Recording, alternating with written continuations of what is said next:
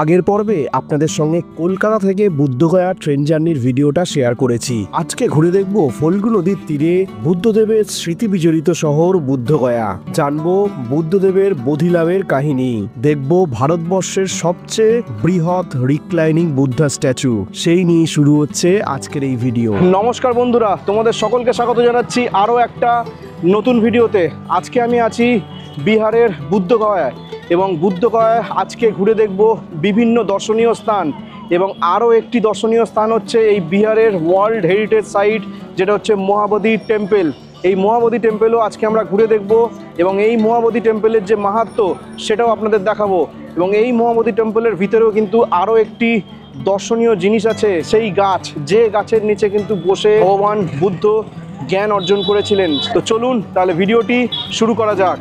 সকাল সকাল একটা টোটো বুক করে বেরিয়ে পড়লাম বুদ্ধগয়ার চারিদিক ঘুরে দেখতে। বুদ্ধগয়া সাইট সিন করতে একটি টোটোর খরচ পড়তে পারে 600 থেকে 800 টাকার কাছাকাছি।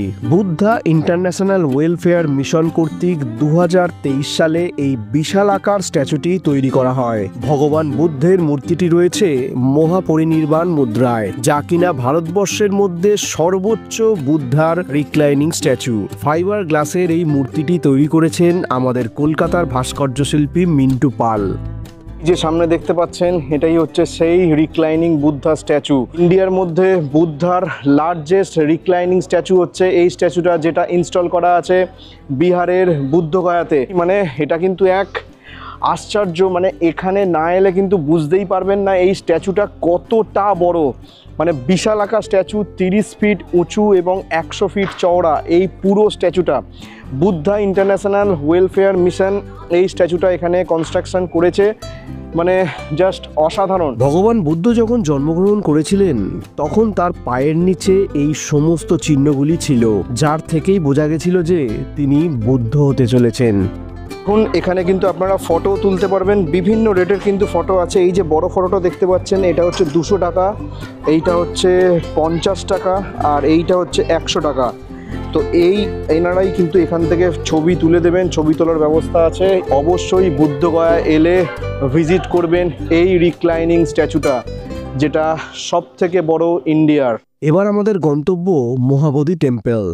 মহাবোধি টেম্পলে যাওয়ার পথেই রাস্তায় সেরে নিলাম আজকে আমাদের ব্রেকফাস্ট। ফাইনালি এখন চলে এসেছি ব্রেকফাস্ট করতে, একদম ভেজ হোটেল। তবে এখানে কিন্তু যেহেতু বিভিন্ন দেশের মানুষজন আসেন, তো সেহেতু বিভিন্ন খাবারের অপশান কিন্তু আপনারা এই বুদ্ধগয়াতে পেয়ে যাবেন। লস্যিটা দেখে খেতে ইচ্ছা করলো, মেনুতে আছে। তো দেখি একটা সিপ নিয়ে দেখা যাক।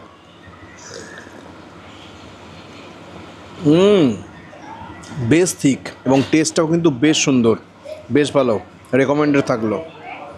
ও ফাইনালি আমার ধোসা চলে এসছে। এই হচ্ছে মশলা ধোসা, একটা এই সাইজের ধোসা আছে হচ্ছে সাম্বার, আর এইদিকে আছে হচ্ছে কোকোনাটের একটা চাটনি, আর এর ভেতরে সম্ভবত একটা পুর দেওয়া আছে, যেটা হচ্ছে আলুর পুর। তো চলুন একটা বাইট নিয়ে দেখা যাক।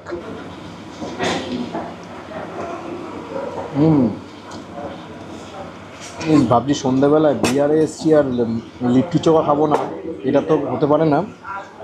সন্ধ্যাবেলা একবার ভাবছি লিট্টি চোখা ট্রাই করব। দুর্দান্ত বানিয়েছে, মানে ধোসার যেই মশলাটা, ভেতরের যে মশলাটা আছে ফ্যান্টাস্টিক লাগছে পুরটা।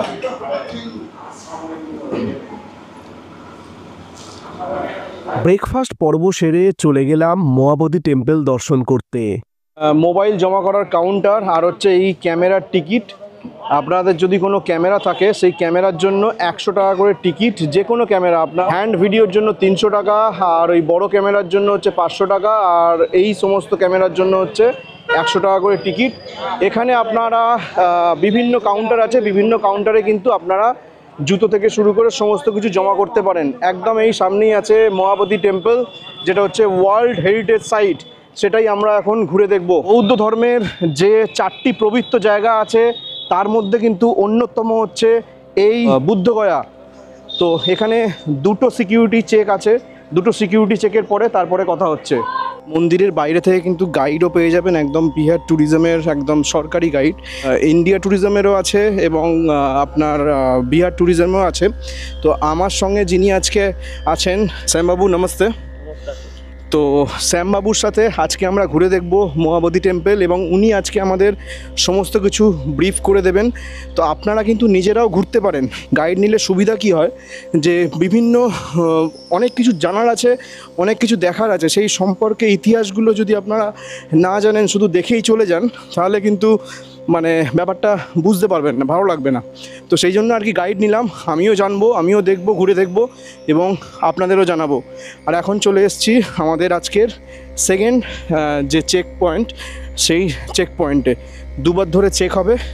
চেक হওয়ার পরে আমরা एंट्री করব मूल मंदिरे। आपका बहुत बहुत स्वागत है ज्ञान की भूमि बोधगया में। My self Sam Malik. सबसे पहले सर आपका महाबोधि टेम्पल के बारे में बताता हूँ। ये जो महाबोधि टेम्पल देख रहे हैं, ये उस टेम्पल का पूरा ये मैप बना हुआ है। अभी जो हम खड़े हैं सर, अभी हम इस साइड पे खड़े हैं, ठीक है। तो इधर से भी हम जाएंगे टेम्पल पाथवे, ये नॉर्थ साइड में, इधर से भी हम जाएंगे इस साइड। तो ये हमारा मेन गेट है। मेन गेट से ये स्टेयर्स है, यहाँ से एंट्री करते हैं तो सीधा मेन टेम्पल के अंदर दर्शन होते हैं। लेकिन हम क्लॉकवाइज स्टार्ट करेंगे। हम क्लॉकवाइज स्टार्ट करेंगे तो इधर अलग अलग पॉइंट बने हुए हैं, जैसे एक मुचलिंदा लेक है, फिर आपका अशोका पिलर है, ये बोधि वृक्ष एट द एंड हम देखेंगे। ये बोधि वृक्ष है जो मंदिर के ठीक पीछे, ये वेस्ट साइड है, ये हमारा ईस्ट साइड है। और जब भी हम अभी खड़े हैं वो नॉर्थ साइड में खड़े हैं। और ये हमारा लोटस पाउंड है, इसी में ये मुचलिन सरोवर कहते हैं। बताते हैं कि अब सारे पॉइंट आपको एक एक दिखाएंगे और किसने बनाया, किसने तोड़ा, सारा चीज़ आपको बताएंगे। जो टेम्पल है, इस टेम्पल को हम महाबोधि महाविहार के नाम से जानते हैं। इस मंदिर को सम्राट अशोक ने बनवाया था, बट अनफॉर्चुनेट उसने इस मंदिर को कंप्लीट नहीं किया। इस मंदिर का भी जो करंट एज है सर, लगभग 2300 वर्ष पुराना है। इस मंदिर को 3 राजाओं ने बनाया है। इसमें एक बंगाल के राजा भी है जिनका नाम महिपाल राजा था, जो पाल वंश के राजा हुआ करते थे।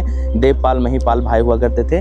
तो इस मंदिर को 3 टर्म में इस प्रकार से बनाया गया कि जो नीचे का बेस देख रहे हैं, जहाँ पे एक गेट बनी हुई है, वहाँ तक सम्राट अशोक ने लगभग 3rd सेंचुरी BC में कंस्ट्रक्शन किया था। उसके बाद ये पूरा मंदिर को सेकंड टाइम गुप्ता डायनेस्टी के राजा समुद्रगुप्त ने बनाया था। इस मंदिर का जो टोटल हाइट है सर 189 फीट है। अगर हम इसे मीटर में काउंट करते हैं तो लगभग 55 मीटर है। और इस मंदिर का जो आर्किटेक्चर डिज़ाइन है वो नागर शैली में बना हुआ है। वैसे 2 प्रकार के मंदिर होते हैं, एक द्रविडियन शैली होती है, एक नागर शैली होती है। तो द्रविडियन शैली जो होती है, हमारे साउथ इंडिया में बहुत सारे मंदिर है, जैसे मीनाक्षी टेम्पल है, तिरुपति बालाजी है, वो सब द्रविडियन स्टाइल में बनी हुई है। उसका पहचान ये है कि 2 साइड से नैरो होती है, 2 साइड से वाइड होती है। अब इस मंदिर का जो स्ट्रक्चर है वो सर चारों तरफ से इक्वल है, इसलिए हम इसको नागर शैली में काउंट करते हैं। और तीसरे राजा जो महिपाल जी थे, उन्होंने गर्भगृह का निर्माण करवाया और महात्मा बुद्ध की प्रतिमा लगवाई लगभग 1000 वर्ष पूर्व। और ये जो छोटे छोटे काले पत्थर के ये देख रहे हैं, इसे हम बुद्धिज़्म में स्तूपा का नाम से जानते हैं। लगभग 480 स्तूपा महिपाल राजा ने इस पूरे कैंपस में बनवाए हैं। और इसके साथ साथ बहुत सारी मूर्तियां भी हैं। तो जो महात्मा बुद्ध की ज्ञान की प्राप्ति हुई सर, वो हुई थी बोधि वृक्ष के नीचे। बेसिकली बोधि वृक्ष सर हम पीपल वृक्ष को कहते हैं, लेकिन बोधि एक जो है वो पाली शब्द है, पाली जिसका अर्थ होता है ज्ञान, तो ज्ञानों का पेड़। ये पेड़ ठीक इस मंदिर के पीछे है। जो वृक्ष का वो पत्ता नज़र आ रहा है वही बोधि वृक्ष है, वो सामने जो नज़र आ रही है। तो बताते हैं ये पेड़ अभी जो है सर 4th जनरेशन ट्री है, जिसके पहले 3 जनरेशन खत्म हो चुके हैं। जिसमें से पहला पेड़ स्वयं सम्राट अशोक की पत्नी ने कटवाया था, क्योंकि सम्राट अशोक ने अपने जीवन काल में एक युद्ध लड़ा था जिसका नाम था कलिंग वॉर, जिसे आज हम उड़ीसा के नाम से जानते हैं। तो कलिंग वॉर के बाद महाराज अशोक का हृदय परिवर्तन हुआ, उन्होंने बौद्ध के रास्ते को चुना। तो उसके बाद उन्होंने बौद्ध धर्म का बहुत प्रचार प्रसार किया। तो उनकी भी जो बुद्धिज़्म की जर्नी थी इस जगह से ही स्टार्ट हुई थी। तो जब फर्स्ट टाइम यहाँ पर आए थे तो ओरिजिनल वृक्ष, जिस वृक्ष के नीचे महात्मा बुद्ध ने ध्यान किया था, वो वृक्ष जीवित था। तो उन वृक्ष से के नीचे छोटे छोटे पौधे हो जाते हैं सर, उसके बीज गिरने से। तो उसने एक पौधा उठा के श्रीलंका भेजा अपने पुत्र पुत्री के हाथों, जिसका नाम महेंद्रा और संघमित्रा था। उस जगह को जिसे आज हम अनुराधापुरम के नाम से जानते हैं, उस समय में उसे हम अशोक वाटिका के रूप में जाना जाता था। तो वृक्ष को वहाँ ले जाके लगाया गया। लेकिन 12वीं शताब्दी में जब मोहम्मद बिन बख्तियार खिलजी ने नालंदा विश्वविद्यालय में आग लगाई, तो उसी दौरान कुछ आक्रमणकारियों ने इस मठ पे भी, बौद्ध मठ पे भी आक्रमण किया। तो बताते हैं कि इस मंदिर को बचाने के लिए यहाँ के लोगों के द्वारा इस मंदिर को लगभग मिट्टी में दबा दिया गया 40 से 50 फीट। पूरा मंदिर को नहीं ढका गया, लगभग 40 से 50 फीट। ये पूरा 190 है ना। तो वो जो नीचे का जो पहला सम्राट अशोक का जितना बना हुआ था वो दबा दिया गया, तो वैसे मिट्टी से, तो ताकि उसके ऊपर कुछ पता ना चले कि आखिर है क्या। तब भी कुछ चीज़ें क्षतिग्रस्त हुई है, वो मैं आपको एक 1 बाय 1 आपको दिखाऊंगा। तो उसमें से एक अशोका पिलर है। तो इस मंदिर की खुदाई लगभग 600 वर्षों के बाद ब्रिटिश गवर्नमेंट के समय पे हुई। जो ऑफिसर ने इसकी खुदाई करवाई उसका नाम था अलेक्जेंडर कनिंघम। वो एक ब्रिटिश आर्कियोलॉजिस्ट था जिसको हम लॉर्ड कनिंघम के नाम से भी जानते हैं। तो उन्होंने इस मंदिर को एक्सकवेशन करा। इसके साथ साथ उन्होंने 2 और साइट्स को एक्सकवेट करवाए। एक आपका सारनाथ जो बुद्धिज़्म में तीसरा पवित्र स्थल है, जहाँ पे महात्मा बुद्ध ने पहला प्रवचन दिया था, उस जगह को खुदवाया। एक नालंदा विश्वविद्यालय को खुलवाया, लगभग यहाँ से 80 किलोमीटर की दूरी पे है, जो हमारा सबसे पुराना प्राचीन एंशिएंट यूनिवर्सिटी भी के रूप में भी जाना जाता है। और एक महाबोधि टेम्पल, इसको खुदवाने में लगभग सर 20 वर्ष का समय लगा, 20 वर्ष के आसपास। तो खुदाई के बाद ही इस मंदिर का रेनोवेशन वगैरह किया गया है। ये सब जितने देख रहे हैं प्लास्टर और सीमेंट से यूज किया गया है 1880 के आसपास। इसके पहले जो आप गूगल पे भी सर्च करोगे तो पुराना जो इमेज निकलेगा वो बहुत सारे क्रैक्स है। ये मंदिर जो है सर पूरा सॉलिड है, कहीं से हॉलो नहीं है। हॉलो सिर्फ आपको जहाँ गर्भगृह के दर्शन के लिए जाएंगे वहाँ पे आपको हॉलो मिलेगा। कहीं पे स्पेस ज़्यादा है, कहीं पे कम है। इसका वजह यह है कि जब महिपाल राजा यहाँ पे 10वीं शताब्दी में आए थे तो उन्होंने बड़े बड़े स्टोन के पिलर्स लगाए सपोर्ट के लिए, और अंदर से ईंट और पत्थर को निकाल के कमरे का शेप दिया और महात्मा बुद्ध की प्रतिमा लगवाई। तब वो जाके फिर वो वही नीचे जो है वही उतना ही हॉलो है, बाकी पूरा सॉलिड है। तो महात्मा बुद्ध की जो ज्ञान की प्राप्ति हुई थी वो हुई थी वैशाख पूर्णिमा। वैशाख पूर्णिमा इस वजह से क्योंकि उसी दिन महात्मा बुद्ध का जन्म हुआ, ज्ञान की प्राप्ति हुई और उनकी मृत्यु हुई। तो इस वजह से हम उस दिन बुद्ध पूर्णिमा भी सेलिब्रेट करते हैं। तो महात्मा बुद्ध ने ज्ञान प्राप्ति के बाद 6 और जगह एक सप्ताह उन्होंने ध्यान किया था। उसमें से एक जगह है मुचलिन सरोवर। तो हम उस जगह से शुरुआत करेंगे सर। सो प्लीज़ आइए। এটা হচ্ছে মুচলিন্দা সরোবর। আমরা এখন চলেছি মুচলিন্দা সরোবরের দিকে। पे सर मुचलिन सरोवर के नाम से जानते हैं। यहाँ पे गौतम बुद्ध ने ज्ञान प्राप्ति के बाद 6ठा सप्ताह ध्यान किया था, 6th वीक। तो जब वो ध्यान में लीन थे तो यहाँ पे बहुत ज़ोरों से आंधी वर्षा तूफान हुई ताकि जो उनका मेडिटेशन है वो भंग हो जाए। तो इस चीज़ को देखते हुए बताते हैं यहाँ पे थोड़ा सा माइथोलॉजी से कनेक्ट किया गया है। इस जगह को बताते हैं जो महात्मा बुद्ध थे वो भगवान विष्णु के अवतार बताए जाते हैं हिंदू माइथोलॉजी के अकॉर्डिंग, और बुद्धिज़्म कहते हैं कि नागा ट्राइबल्स। तो दोनों का मैं निष्पक्ष रूप से दोनों के बारे में बताता हूँ। तो यहाँ पे शेषनाग जी आए उनकी रक्षा करने के लिए, जैसा प्रतिमा में आप देख पा रहे हैं। और जो बुद्धिज़्म के लोग हैं उनका कहना है कि उस ज़माने में यहाँ पे जंगल हुआ करता था, जंगल का नाम था उरुवेला। तो उरुवेला जंगल में एक नागा जाति जो ट्राइबल्स होते हैं, ट्राइबल्स रहा करते थे, जो उनके सरदार थे उनका नाम था मुचलिंद। तो उन्होंने महात्मा बुद्ध की रक्षा की थी आंधी तूफान वर्षा से। तो उसी चीज़ को देखते हुए इस तालाब का निर्माण जो है अलेक्जेंडर कनिंघम ने 1880 में करवाया था। लेकिन इस तालाब का पुनः निर्माण बर्मा के लोगों के द्वारा, जिसे आज हम म्यांमार के रूप में जानते हैं, उसके द्वारा 1984 में इस स्टैचू को इमेजिन करके बनाया गया है और इस तालाब का पुनः निर्माण कराया गया है। और उस ज़माने जो उरुवेला जंगल था उसका नाम जो है आज बोधगया के रूप में जानते हैं। तो जैसा ग्रंथों में कहा जाता है और जैसा हमने सुना है कि जो सम्राट अशोक जी थे उन्होंने ही इस जगह को रिप्लेस करके बोधगया का नाम दिया है, जिसे आज हम बुद्ध गया के नाम से जानते हैं। ये अशोका पिलर है, बताते हैं विश्व का पहला अशोका पिलर है। तो अशोका पिलर का सिग्निफिकेंट ये है कि जहाँ जहाँ सम्राट अशोक जी गए उस जगह आपको अशोका पिलर देखने को मिलेगा। और इसके अलावा उन्होंने अपने जीवन काल में लगभग 84,000 स्तूपास का निर्माण करवाया पूरे साउथ ईस्ट एशियन कंट्री में। तो ये जो पिलर है इसका एक्चुअल हाइट सर 105 फीट था, बट ड्यूरिंग अटैक ये जो है ये टूट गया पिलर। तो इसका जो टूटा हुआ भाग है अभी कलकत्ता के इंडियन म्यूजियम जो है वहाँ पे रख दिया गया है, क्योंकि मंदिर की खुदाई हुई तो इसके टूटे हुए अवशेष यहीं पे गिरे हुए मिले थे। उसमें सर लाइन शेड भी हुआ करती थी। तो बताते हैं ये जो लाइन शेड है सर 3 लाइन शेड वाला ये पिलर था, तो यहीं पे पड़ा हुआ मिला था। और पिलर का जो टूटा हुआ भाग था वो सारा शिफ्ट कर दिया गया था। हम देखिए जो अंदर का पेड़ देख रहे हैं ये वृक्ष नहीं, उसके अंदर एक पेड़ लगा हुआ है। हाँ, उस पेड़ को बोलते हैं राजरतन। तो महात्मा बुद्ध जब यहाँ पे ध्यान कर रहे थे तो ध्यान करने के दौरान उनकी मुलाकात 2 व्यक्तियों से हुई जो कि बर्मा के रहने वाले थे।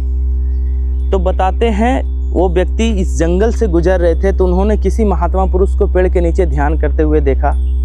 तो उसी दौरान वो लोग भी यहाँ पे विश्राम करने के लिए बैठ गए। उसकी मंशा ये नहीं थी कि मैं यहाँ पे इनसे मिलूँगा क्या है, उसकी मंशा ये सिर्फ थी कि एक घने जंगल में मैंने एक जीवित व्यक्ति को देखा, मतलब ये जगह सुरक्षित है। इस वजह से वो इंसान यहाँ पे बैठ गए। लेकिन हमारे यहाँ एक अतिथि देवो भव, तो वो लोग यहाँ पे कुछ साथ में खाने को लाए थे। तो जब खाने को निकाले तो स्वयं खाने से पहले उन्होंने भगवान बुद्ध को ऑफर किया, क्योंकि कोई व्यक्ति हमारे सामने भूखा मैं खुद कैसे खा सकता हूँ। तो उन्होंने वो खाना भगवान बुद्ध को दिया, उसमें राइस केक और हनी था। तो राइस केक और हनी आज के रूप समय पे बुद्धिज़्म में प्रसाद के रूप में ग्रहण किया जाता है। और एक होता है खीर को भी प्रसाद के रूप में ग्रहण किया जाता है। तो बताते हैं जब यहाँ पे वो ध्यान कर रहे थे तो उन्होंने वो खीर दिया खाने को, गौतम बुद्ध ने वो एक्सेप्ट किया। उसके बाद उनका धन्यवाद किया। धन्यवाद करने के बाद उन्होंने 2 मंत्र बोले जो बहुत पवित्र मंत्र है, बुद्धिज़्म में कहे जाते हैं। बुद्धम शरणम गच्छामि, धर्मम शरणम गच्छामि, जिसका अर्थ होता है बुद्ध के बताए हुए शरण में चले, और धम्मम शरणम गच्छामि जिसका अर्थ होता है इस दुनिया में बहुत सारे धर्म हैं लेकिन सबसे बड़ा धर्म जो है मानवता का है, इंसानियत का है। और तीसरा मंत्र आपके सारनाथ में बोला गया था संघम शरणम गच्छामि, जिसका मतलब है एक संघ बनाए, एक यूनिटी बनाए और इसको पूरे विश्व में फैलाएं और संगठित रहें एक दूसरे से। हम वृक्ष देखेंगे सर, वो वृक्ष 4th जनरेशन ट्री है।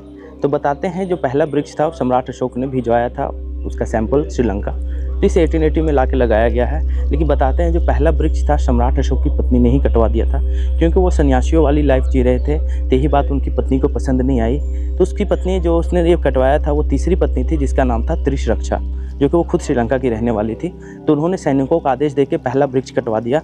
दूसरा वृक्ष बताते हैं बंगाल के एक राजा हुआ करते थे जिसका नाम था शशांक।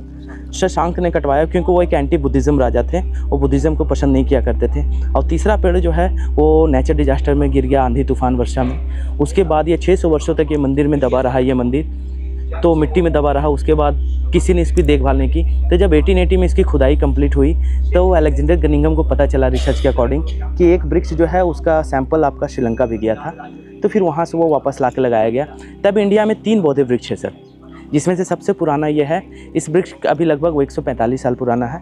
इसके अलावा एक सांची स्तूपा मध्य प्रदेश में है, एक सारनाथ में श्रीलंका मोनास्ट्री है, वहाँ पे लगाया गया है। लगभग 40-50 साल के आसपास उसकी भी एज होगी। बाकी यहाँ पे गौतम बुद्ध के 2 चरण हैं जिसकी पूजा को सम्राट अशोक किया करते थे। यहाँ ये इमेजिनेशन फुटप्रिंट बनाया गया है, इतने बड़े उनके चरण नहीं थे। तो बताते हैं ब्लैक स्टोन का बना हुआ है, लगभग 2300 वर्ष पुराने हैं। तो क्योंकि उस समय कुछ मूर्ति वगैरह इन्वेंट हुई नहीं थी, हाँ, तो कुछ मूर्ति वगैरह इन्वेंट हुई नहीं थी, तो उन्होंने एक चरणों का ही निर्माण करवा दिया, जो कि सम्राट अशोक इसकी ही पूजा किया करते थे। तो खुदाई के बाद ये 2 चरण यहीं पे पड़े हुए मिले थे, इस वजह से यहाँ पे शिफ्ट कर दिया गया। और अंदर में वो जगह है जहाँ पे महात्मा बुद्ध ने बैठ के ध्यान किया था, उधर से मैं दिखाऊंगा, उधर से विजिबल है। तो अंदर में जो ये शेड बना हुआ है इसे हम वज्रासन के नाम से जानते हैं। वो अंदर है ना पत्थर वाला, वो कार्विंग किया हुआ, उसे वज्रासन है। वज्रासन एक पाली शब्द है जिसका अर्थ होता है सन्यासियों का आसन। तो महात्मा बुद्ध इसी जगह पे बैठ के ध्यान किए थे, लेकिन महात्मा बुद्ध के समय पे ये जगह नहीं था। जब सम्राट अशोक जाए तो उन्होंने इस जगह को आइडेंटिफाई करके वो पत्थर का कार्विंग किया हुआ वो पूरा बेस बनाया है। वो जो अंदर देख रहे हैं ये इधर से नजर आएगा सर, वो जो कार्विंग किया हुआ है ना नीचे पत्थर, वो ब्लैक स्टोन का है, लेकिन सुबह गोल्डन पेंट किया गया है। तो मेन उसी को हम वज्रासन कहते हैं। इंग्लिश में इसे हम डायमंड थ्रोन के रूप में जानते हैं। मेन जगह जहाँ पर उन्होंने ध्यान किया था, इस जगह पे महात्मा बुद्ध ने तीसरा सप्ताह ध्यान किया था। इस जगह को हम बोलते हैं चक्रमना स्थल। तो चक्रमना स्थल का मतलब होता है एक जगह पे चक्कर काटते हुए ध्यान करना। तो इस मुद्रा में महात्मा बुद्ध यहाँ पे धीरे धीरे चले थे पूरा सप्ताह। तो जहाँ जहाँ उनके चरण पड़े थे उस जगह से एक कमल का फूल बाहर आया था। तो उसी चीज़ को देखते हुए सम्राट अशोक जी ने पत्थरों पे ही कमल का फूल बनवा दिया। ये जो टोटल है सर 19 हुआ करती थी, लेकिन आक्रमण के दौरान ये सारे कमल क्षतिग्रस्त हो गए हैं। तो उसी की रेप्लिका इसके ऊपर बनाई गई है जो कि 19 है। तो बताते हैं कि महात्मा बुद्ध यहाँ पे 19 कदम चले थे। तो ये जो देख रहे हैं ये 2300 वर्ष पुराने कमल के फूल है जो सैंड स्टोन पे बनाया गया है, जो लगभग महात्मा बुद्ध के 300 वर्षों के बाद सम्राट अशोक जी आए थे तो उन्होंने इस पत्थर को बनवाया। तो ये सब सारे क्षतिग्रस्त होते हैं आक्रमण के दौरान, ये कोई भी सही सलामत नहीं है। तो टोटल 19 में से 11 ही निकले हैं, तो 8 है जो मिसिंग है। तो उसी की रेप्लिका 145 साल पहले कनिंघम ने बनाई है। तो ये इसी को हम 19 कदम के रूप में मानते हैं। अब चलेंगे मेन दर्शन के लिए फिर। ये जो स्टैचू देख रहे हैं लगभग 1000 वर्ष पुराना है, जिसे महिपाल राजा ने बनवाया था। ये जो है सर सारे ब्लैक स्टोन के स्टैचू है। ठीक ये स्टोन दरवाजे पे देख रहे हैं, लेकिन उसके ऊपर प्योर गोल्ड पेंट किया गया है, जो लिक्विड फॉर्म में गोल्ड होता है उससे पेंट किया गया है। और जो बैक साइड में सर्कल देख रहे हैं वो धर्म चक्र है जो कि क्रिस्टल का बना हुआ है। अब अंदर जाएंगे तो माथे पे एक बिंदी देखेंगे जो कि 24 कैरेट डायमंड है। तो लगभग 1993 के आसपास बर्मा के लोगों के द्वारा डोनेट दिया गया है। और एक बेगिंग बॉल है उसकी गोद में, वो भी क्रिस्टल मेड है। ভেতরে কিন্তু ক্যামেরা অ্যালাউড নয়, আমরা দর্শন করে আসি, আসার পরে তারপরে আপনাদের বলছি। তবে বাইরে থেকেই যা দেখতে পাচ্ছি সত্যি মানে মনটা শান্ত হয়ে যাচ্ছে। গোল্ডের যে লিকুইড ফর্ম হয় সেই লিকুইড ফর্মে ওই পুরো মূর্তিটাকে পেন্টিং করা, অসাধারণ সুন্দর, অসাধারণ। ভেতরে একটা শান্তি আছে, ভেতরটা দেখলাম মানে পুরো গৌতম বুদ্ধের যে মূর্তিটা সেটা পুরো সোনার। बुद्ध ने चौथा सप्ताह बिताया था, इसे हम रतन घर के नाम से जानते हैं, जिसे ज्वेल चैम्बर भी कहा जाता है। तो बताते हैं जब गौतम बुद्ध यहाँ पे ध्यान में लीन थे तो उनके शरीर से 5 प्रकार के तिरंगे बाहर आई थी, जो कि आप ये बौद्धिस्ट फ्लैग में कलर देख पा रहे हैं, 5 कलर के। तो इसमें blue, yellow, red, white and orange, तो इसे हम पंचशील फ्लैग कहते हैं, जिसे बुद्धिज़्म फ्लैग भी कहा जाता है। तो बताते हैं कि वही 5 कलर को लेके इस झंडे का निर्माण किया गया है। तो ये जो देख रहे हैं ये टीला, इस जगह पे पॉइंट बने हुए, यहाँ पे जो बैक साइड का जो भी एरिया देख रहे हैं, इस सेकेंड वीक गौतम बुद्ध यहाँ से सेकेंड वीक मेडिटेशन किए थे। इस जगह को बोलते हैं अनिमेष लोचन। ये भी एक पाली शब्द है जिसका अर्थ होता है बिना पलके झपकाए किसी चीज़ को फोकस करके देखना। तो महात्मा बुद्ध यहाँ पर कंटिन्यू बैठ के 1 सप्ताह कंटिन्यू बोधि वृक्ष को देख रहे थे, और वो ये सोच रहे थे क्योंकि इस जगह पे आने से पहले वो बहुत 6 वर्ष कहीं और भी तपस्या किए थे, तो उनकी ज्ञान की प्राप्ति नहीं हुई। अब यहाँ पे उनको तीसरे दिन ज्ञान की प्राप्ति हुई, तो इसी असमंजस में पड़े हुए थे कि आखिर क्या खास बात है इस वृक्ष में। कठिन तपस्या मैंने उस जगह पे की लेकिन मुझे ध्यान की प्राप्ति नहीं हुई, और यहाँ पे 3 दिन में कैसे हो गई। और वो इसी बीच पूरा सप्ताह निकाल लिए लेकिन एक बार भी उन्होंने पलके नहीं झपकाई। तो इससे पता चलता है कि गौतम बुद्ध को ज्ञान की प्राप्ति हो चुकी थी और किसी प्रकार के उसे शक्तियाँ प्राप्त हो चुकी थी, क्योंकि एक नॉर्मल इंसान के बस की बात नहीं है कि 2 से 5 मिनट भी बिना पलके झपकाए किसी चीज़ को फोकस करके देखना। और महात्मा बुद्ध 7 दिन 7 रातें कंटिन्यू बोधि वृक्ष को देखते रहे थे, इसलिए पता चलता है कि वो महात्मा बुद्ध कहलाए। ये डोर जो देख रहे हैं, हाँ, ये सिंगल रॉक का डोर है। इसे तोरण द्वार या अशोका डोर के नाम से भी जानते हैं, लेकिन 12th सेंचुरी में आक्रमण के दौरान ये वाला भाग टूट गया है। ये पूरा सैंड स्टोन का है, लेकिन ये जो पार्ट देख रहे हैं ये आपका ग्रेनाइट है, जिसे रिप्लेस किया गया है। ये वाला पूरा सिंगल रॉकेट है, पूरा हाथ और छेनी हथौड़ी से बनाया गया, पूरा हैंडमेड है सर। इसमें कोई उस समय कोई भी इक्विपमेंट वगैरह नहीं थी, कोई भी टेक्नोलॉजी नहीं थी, तब भी देख सकते हैं कितना अच्छा इस पे आर्किटेक्ट ये उतारा गया है। और ये सब जो 2 मूर्तियाँ देख रहे हैं जो वेलकम के लिए होती थी, पटरानियाँ और ये सब उसकी मूर्तियाँ हैं, ये सब सारे क्षतिग्रस्त हो गए थे 12th सेंचुरी एडी में। সত্যি দাদা কিন্তু অসম্ভব সুন্দরভাবে বোঝালেন, পুরো 7টা পয়েন্ট পুরো ঘুরিয়ে ঘুরিয়ে দেখালেন এবং প্রত্যেকটার ইতিহাস সম্পর্কে জানালেন, এবং যা আমি তুলে ধরলাম দাদার মাধ্যমে এই চ্যানেলে আপনাদের জন্য। কেমন লাগলো অবশ্যই কিন্তু কমেন্ট করে জানাবেন। আর বুদ্ধগয়া এলে অবশ্যই এই মহাবোধি টেম্পল সত্যি ওয়ার্ল্ড হেরিটেজ সাইট। এটা এলে চোখে না দেখলে ক্যামেরাতে সব কিছু ধরা সম্ভব নয়, এখানে এসে আপনাদের এটা দেখতে হবে। সত্যি এটা যে কী জিনিস জাস্ট আপনি কল্পনাও করতে পারবেন না। মহাবোধি টেম্পলে এলে হাতে কিন্তু সময় নিয়ে আসবেন, মিনিমাম 1.5 থেকে 2 ঘন্টার সময় নিয়ে আসবেন। পুরো মন্দির চত্বর ঘুরে দেখতে কিন্তু 1.5 থেকে 2 ঘন্টা সময় লাগবে। আর সব থেকে বেশি ভালো লাগলো ওই যে বুদ্ধা মূর্তিটা দেখে জাস্ট প্রাণটা জুড়িয়ে গেল। মানে ভেতরে এতটাই শান্তি জাস্ট বলে বোঝানো যাবে না। এরপর চললাম 5 কিলোমিটার দূরে সুজাতা স্তূপ দেখতে। এই স্তূপটি সুজাতাকে উৎসর্গ করে বানানো, সেই কারণে এর নাম সুজাতা স্তূপ। তার বাসস্থান ছিল এই গ্রামেই। কথিত আছে এই স্থানে বসেই তিনি গৌতম বুদ্ধকে পায়েস খাইয়েছিলেন, যার ফলে গৌতম বুদ্ধ তার 7 বছরের উপবাস ও তপস্যা শেষ করেছিলেন। 1973 সালে এএসআই জায়গাটি প্রথম আবিষ্কার করে এবং 2001 সালে যখন খনন করা হয় সেই সময় জানা যায় যে স্তূপটি 3টি স্তর 3টি কালে নির্মিত। মৌর্য যুগ থেকে শুরু করে গুপ্ত এবং পাল যুগে তৈরি হয়েছিল এই 3টি স্তর, এবং এর পাশেই আছে সুজাতা মন্দির। সুজাতা স্তূপ গেলে অবশ্যই সুজাতা মন্দিরটি ঘুরে দেখবেন।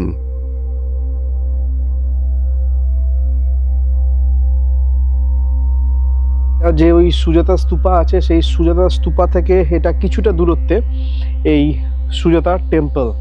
এখানে কিন্তু প্রসাদ হিসাবে যে পায়েস, সেই পায়েসও কিন্তু এখানে প্রসাদ হিসাবে পাওয়া যায়। আপনারা চাইলে কিন্তু সেই প্রসাদ গ্রহণ করতে পারেন। তো এবার আমরা দেখে নেব বুদ্ধার কুশাগ্রাস টেম্পল। এটা হচ্ছে ভগবান বুদ্ধ যখন এখানে সাধুরূপে এসেছিলেন তখন এক কৃষক ওনাকে দেখতে পান। তো দেখতে পেয়ে ওনাকে বসার জন্য মানে একগুচ্ছ ঘাস কেটে তা ওনাকে বসার জন্য দেন।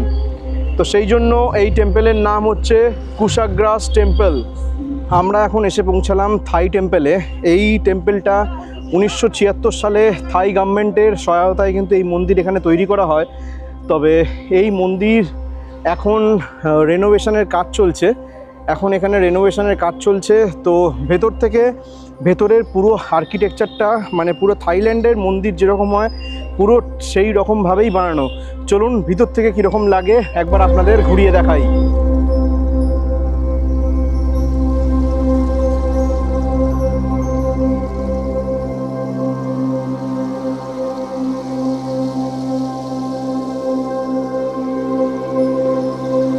আমরা এসে পৌঁছলাম 80 ফিট বুদ্ধা স্ট্যাচু দেখতে।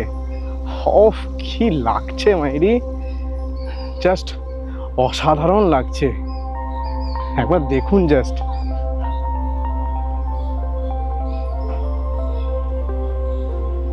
পদ্মের বেদির উপর ধ্যানস্থ বুদ্ধার এই 80 ফিট উচ্চ স্ট্যাচুটি 1986 সালে 18ই নভেম্বর 14তম দলাই লামা এই মূর্তিটি উদ্বোধন করেন। চুনারের বেলে পাথরের তৈরি এই 80 ফিট উচ্চ বুদ্ধ মূর্তিটি বোধগয়ার এক অন্যতম নিদর্শন। গৌতম বুদ্ধের মূর্তি ছাড়াও পাশে রয়েছে গৌতম বুদ্ধের 10টি শিষ্যের মূর্তি। দুই পাশে, এই পাশে আর এই পাশে ভগবান বুদ্ধের যে 10 শিষ্য, সেই 10 শিষ্যের মূর্তি আছে। এই দিকে 5টা আর এই দিকে 5টা। জাস্ট ফ্যান্টাস্টিক লাগছে, অসাধারণ। আমরা এখন প্রবেশ করছি জাপানিজ টেম্পেলে। আর একটা জিনিস যেটা দেখলাম যে বিভিন্ন দেশে, পৃথিবীর বিভিন্ন দেশে যেখানে যেখানে বৌদ্ধ ধর্ম প্রচলন আছে সেই সমস্ত দেশের মন্দির কিন্তু এই বুদ্ধগয়াতেই আছে।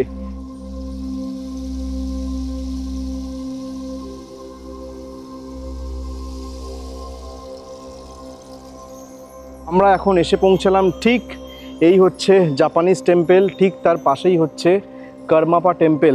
আর কারমাপা টেম্পল বা কার্মা টেম্পল, তো এইটা মেনলি হচ্ছে যারা তিব্বতীয় ধর্মগুরু তাদেরকে বলা হয় কারমাপা। তো সেই কারণে এই টেম্পলের নাম হচ্ছে কারমাপা টেম্পল।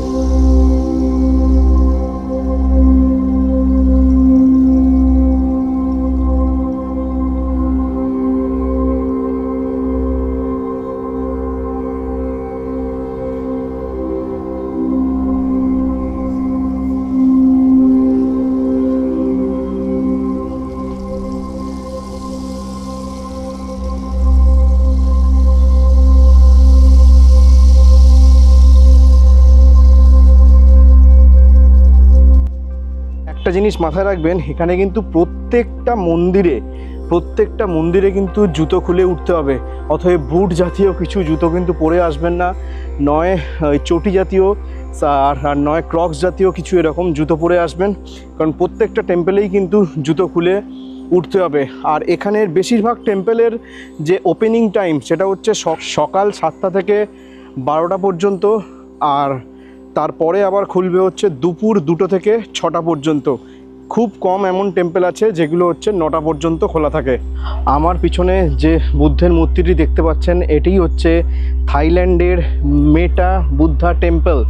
এই হচ্ছে থাইল্যান্ডের মেটা বুদ্ধা টেম্পল। পুরো হোয়াইট স্টোনের কাজ করা, পুরো এই বুদ্ধ মূর্তিটার পুরো হোয়াইট স্টোনের কাজ, মানে ফ্যান্টাস্টিক লাগছে, অসাধারণ। এবং এই বাঁ দিকে একটা টেম্পল আছে যেটা হচ্ছে কিং অশোক, রাজা অশোকের একটা মূর্তি আছে, যেটা এখনো পর্যন্ত বন্ধ করে রাখা হয়েছে, কারণ এর পিছন দিকে যে টেম্পলটা সেই টেম্পলের কিন্তু এখনও কাজ চলছে, সেই কাজ এখনও শেষ হয়নি। আশা করি আর কয়েক মাস পরে যখন ওই টেম্পলের কাজটা সম্পন্ন হয়ে যাবে, এরপরে কিন্তু মানুষ এখান দিয়ে গিয়ে ভেতরে টেম্পলও ভিজিট করতে পারবে। তবে একটা কথা বলে রাখি, এই টেম্পলটা কিন্তু মেনটেনেন্সের জন্য বুধবার আর রবিবার বন্ধ থাকে। তো ফাইনালি আমরা এখন এসে পৌঁছালাম ভুটানিজ টেম্পল। এই টেম্পলটা তৎকালীন বিহারের গভর্নর ডক্টর AR কিদওয়াই এবং 66তম ভুটানের সন্ন্যাসী যে খেনপোর দ্বারা 1983 সালে এই যে আমার পিছনে দেখতে পাচ্ছেন এই মনেস্ট্রিটি তৈরি করা হয়, ভুটানিজ টেম্পল।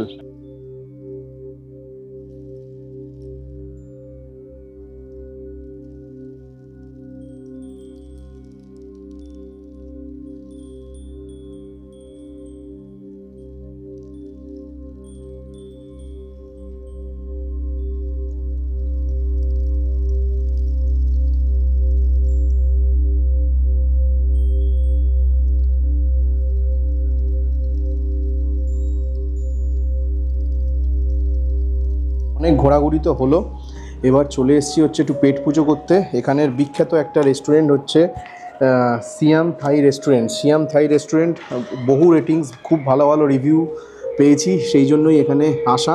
আজকে লাঞ্চটা এখানেই সারবো। একটা অর্ডার দিয়েছি হচ্ছে পাপায়া স্যালাড, আর একটা দিয়েছি হচ্ছে কাই পদ কারফাও সামথিং কিছু একটা, স্পেলিংটা আমি দিয়ে দেবো, উচ্চারণ করতে পারছি না, স্পেলিংটা আমি দিয়ে দেবো, এবং কত কি প্রাইস সেইগুলো দিয়ে দেবো। এর একটা সবথেকে যেটা ভালো ব্যাপার, প্রত্যেকটা আইটেমের কিন্তু এরকম ছবি পিকচার দেওয়া আছে, কোন আইটেমের কি কি আপনার আসবে সেইগুলো কিন্তু এখানে সমস্ত পিকচার করে দেওয়া আছে। আর বিশাল মেনু, এনাদের ভেজ অপশান আছে, ভেজ অপশান আছে, নন ভেজ অপশান আছে, রাইস আছে, ফিশের মধ্যে অপশান আছে, বিভিন্ন রকমের অপশান। এইটা হচ্ছে 320, আর এইদিকে যে স্যালাড আছে, স্যালাড এইটা। তো এটা চলে এসছে আমার প্রথম যে সেট মিলটা অর্ডার দিয়েছিলাম। তো দেখতে তো বেশ ভালোই লাগছে, তার সাথে এই পাপায়া স্যালাডটা। এই হচ্ছে সাইডে এরকম চিকেনের ভুজিয়া করা আছে, আর বেসেল পাতা দেওয়া আছে, আর রাইস। চলুন ফার্স্ট বাইট নেওয়া যাক। বেশ ভালো টেস্ট, মানে থাইল্যান্ডে না গিয়েও ইন্ডিয়ায় বসে থাইল্যান্ডের স্বাদ ফ্যান্টাস্টিক। মাস্ট রেকমেন্ডেড থাকলো, মাস্ট রেকমেন্ডেড। বুদ্ধগয়া এলে এটা এই সিয়াম থাই থেকে কিন্তু এটাকে ট্রাই করতে ভুলবেন না। আর এই হচ্ছে পাপায়া স্যালাড।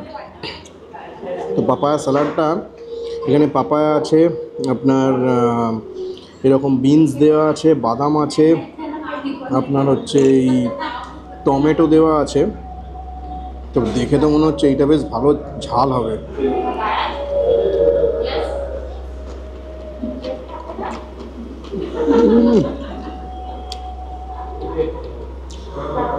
দুর্দান্ত, মানে এটা পেঁপে না আম মাখা, গাজর দেওয়া আছে এরকম, এটা পেঁপে না আম মাখা জাস্ট বোঝাই যাচ্ছে না।